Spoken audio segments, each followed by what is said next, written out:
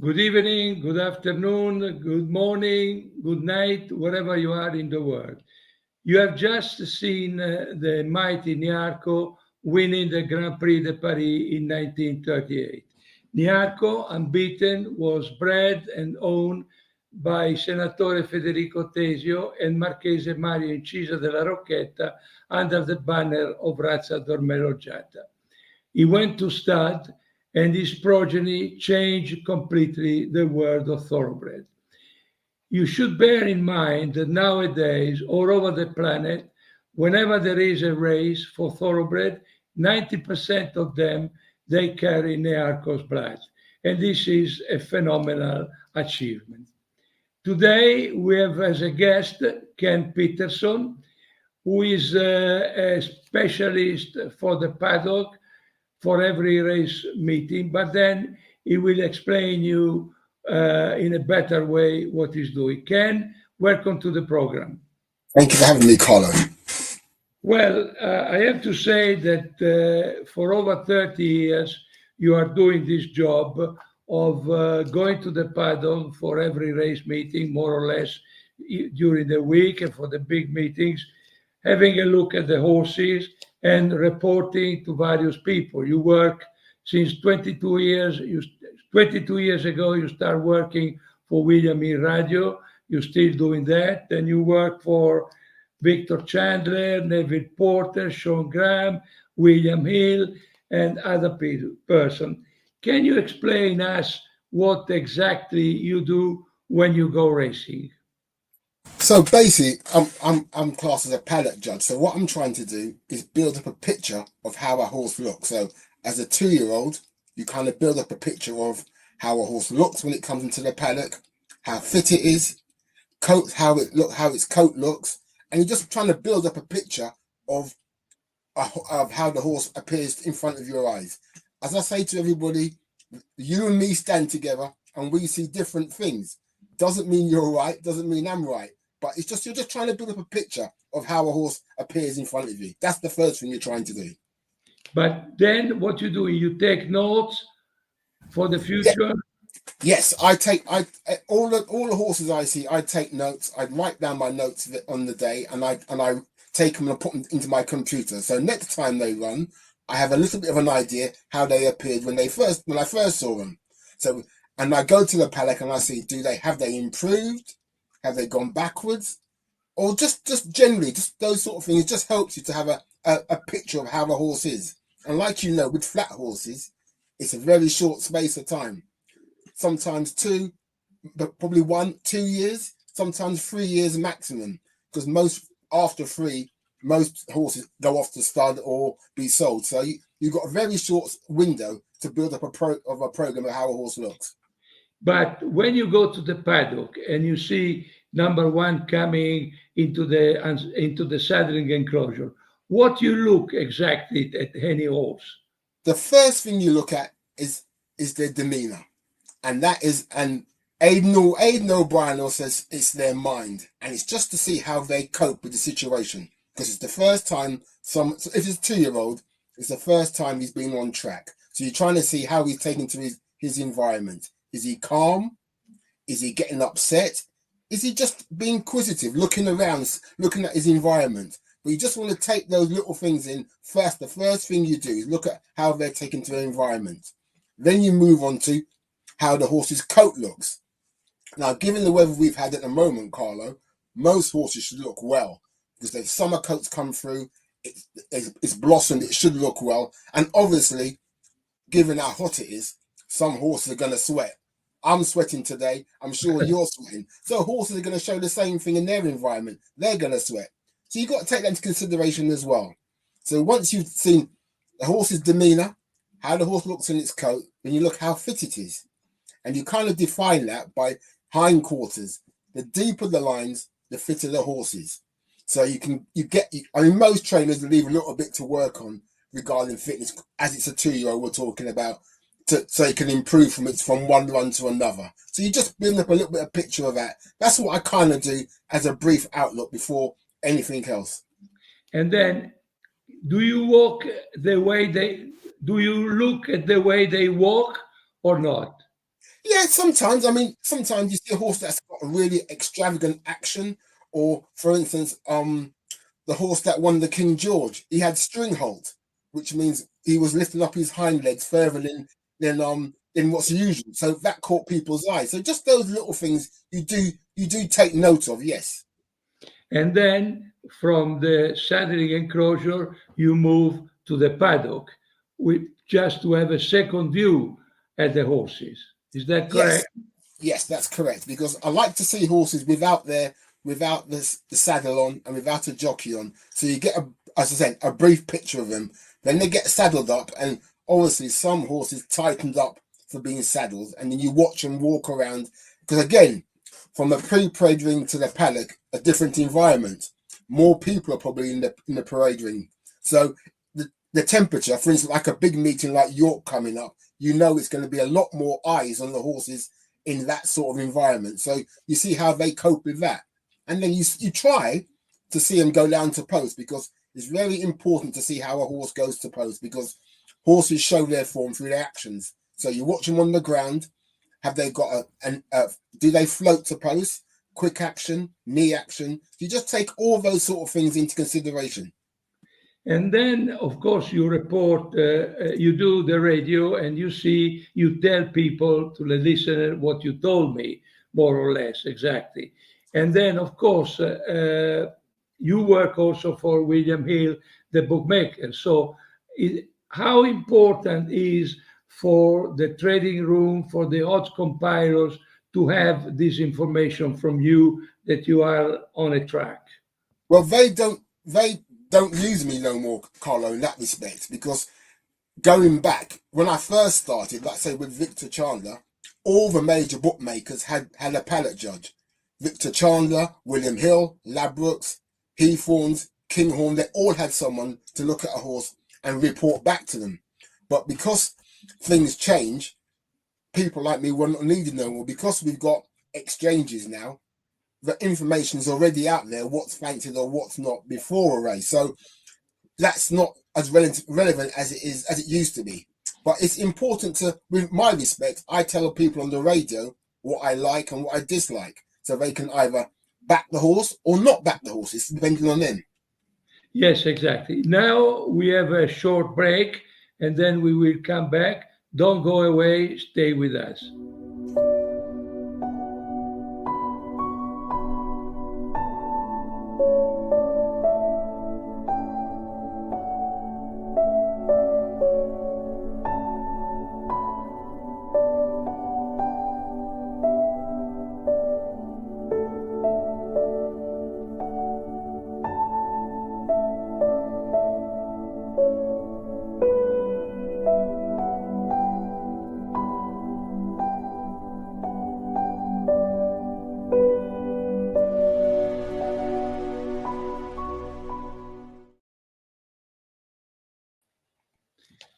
And then we have to say another thing, that there are so many race meetings going on at the same time or every day, that probably it's impossible for those guys working in the trading room, collecting all the information from all over all over the country, because too many races and not enough times. But Yes. from a punter point of view, is it exactly the same things that they should do before placing a bet? Well, for me, what I do, I look at the form the night before. I have an idea of which horses I like, and then I look at trainer form. Is a trainer in form, or is a trainer not in form? And I take those sort of things in consideration. So I prepare before I actually go to the race meeting. So I have the horse I fancy on form, what I like if the trainer's in form, the ground as described by the clerk of the courses, say the night or the date on the morning on the race, and then I go to the racing. So I have an idea of what I fancy, and then go into the paddock. That just either confirms my opinion, or says this horse doesn't look great today, so I will change to something else. So what I try and do is build up a build up what I fancy going to the race, and then the paddock is just a part of the jigsaw I put together before placing the bet. And then, how important are the condition of the ground, both for the punter and from the bookmaker to decide what price to offer, and the punters, they have to decide if they accept the price or not. I think it's very important because, like I say, when you look to them in the paddock, you know what you fancy, and you watch them go to post. Now, you may watch a horse go to post next week at York, being that's going to be one of the big meetings, and it may go too quick to post. So it's used up all of his energy going to post. Then you watch a horse's action. If it's quick ground, you want a horse that's got a low action, so it covers the ground very quickly. You don't want a horse that's got a high knee action, which means he might need softer ground. High knee action, being like that with the knees. That's right. So you watch, so you're trying to build up a little bit of a little dossier of how horses perform on certain grounds. And once you know that this horse prefers soft ground, you watch go to post, you can discard that. So you can see a horse that has a nice flowing action, beautiful mover, will love the fast ground, and that will confirm your thoughts and your work you've done the night before. Then we come to the last information, or probably for most of the people, the first information, the odds. When I write an article for the group ones, most of the time I tell my readers, when they see the odds, let's say 2-1, immediately to convert the 2-1 into the percentage. That if a horse is offered at 2-1, that means that theoretically he has 33% chances of winners. So I say, if you think that the horse you have selected has more than 33% chances of winning, you should back the horse. If you think that he has less than the 33% chances of winning, you don't bet the horse, or you move to another one. So how important are the odds for you just before placing a bet? I mean, you in my eyes, I have an idea of what price I think a horse should be. I think a horse should be. Now, if I think the horse is bigger than I thought, I anticipated, then I will probably have a bet. Sometimes I think it's got short and I want to take, then I'll leave it alone. But yes, you have to, I think, given, like you said, the amount of racing that's involved, and if you have to prioritize on what you want to do, because I don't think there's anyone out there that can keep up with all the volume of racing we have in England. So you have to specialize and prioritize. If you're having a bet, what you want to bet on, what sort of grade of horses you want to bet on. Do you prefer to bet at the top end, at all the top races, at all the top meetings, or do you prefer the slightly lower end? You have to, I think in this game now, you've got to prioritize and then find out what you're good at, because you just can't keep up with all of it nowadays. Yes, and what is exactly what Eddie Fremantle said during the interview.